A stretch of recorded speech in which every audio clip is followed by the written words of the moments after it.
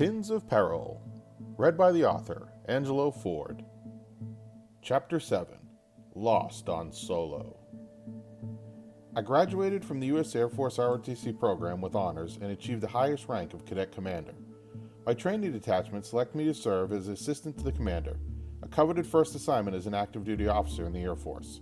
My duties were to assist in all training, attend recruiting fairs, and, as a pilot training selectee, I was tasked with completing introductory flight training, otherwise known as IFT, at our local airbase. To formally qualify for undergraduate pilot training, all new officers had to pass IFT, which essentially meant getting your private pilot license in the U.S. Air Force T-41 Mescalero, a military version of the popular Cessna 172. I attended this training at Hanscom Air Force Base in Massachusetts over the summer of 1999 and was truly living my dream. The Air Force was paying me a second lieutenant salary as well as paying me to learn how to fly.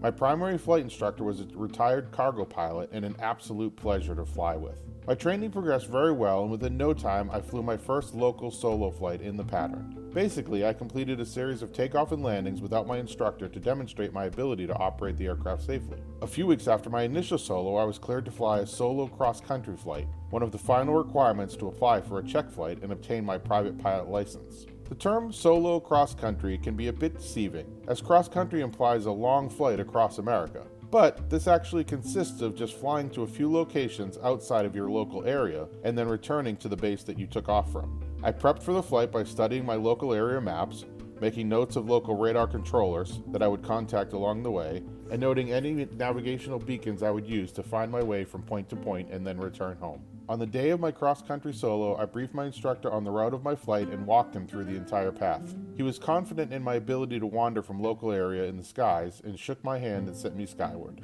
The flight started off great. It was a cold morning with partial clouds dotting the sky. My entire flight would follow visual flight rules, VFR, which meant that I would need to navigate and stay out of any clouds. I turned north away from my airbase, noted the time on my clock, referenced my map, and then looked out the window to check for physical references on the ground to confirm my position. Everything checked out, and I was well on my way. I dialed the frequency of my first navigational aid into the aircraft and followed the instruments to reach my first target. Again, I referenced my clock, my map, and the ground. Perfect. Everything looked great.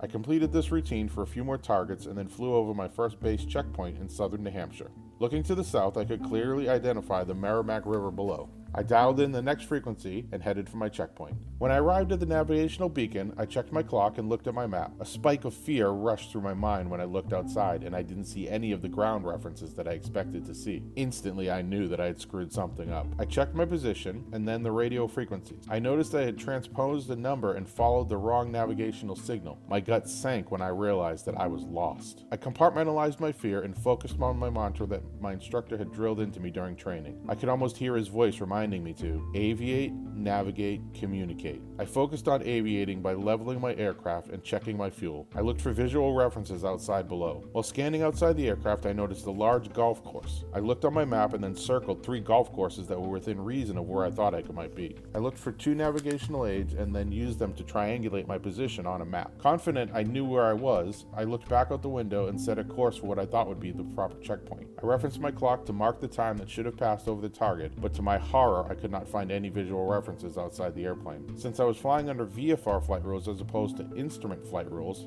IFR, I was not being tracked by any radar controllers and was navigating, or lack thereof navigating, completely on my own accord. I realized by this point in the flight that I was running low on fuel, and based on the time that I had already been flying, I would need to head in the direction of my home base or I would risk running out of fuel. I swallowed my pride and contacted radar control for the area and declared that I was a solo student on cross country and not sure of my position. I bit my lip and waited for a chastising lecture. The 15 minutes that I was lost were among the longest of my life. I never allowed panic to set in, but I could feel terror seeping out of the darkest compartment that I had shoved it into. After a few moments, the radar controller responded and instructed me to dial in an identification frequency. Within moments, he gave me vectors towards the Merrimack River, and I had a clear understanding of my position. He graciously offered positive reinforcement and said that I did the right thing by communicating my situation. I thanked him and returned to the south and eventually landed at my home base. I debriefed the flight with my instructor, and he reminded me that even though I was off track, I was never actually lost, as I stayed in communication with radar control and did the right thing. His words were consoling, but in my heart I recognized the situation for what it was, and it shook me to my core. After the flight, I really struggled with the idea of whether or not flying was actually for me. I wondered how I could ever stay ahead in a jet if I could barely hold it together in a prop airplane. I retraced the flight in a simulator and finger flew over my maps. It became clear to me in review that I mistuned one navigational frequency, and that was the root cause of the entire incident. This experience opened up a new chapter in my life.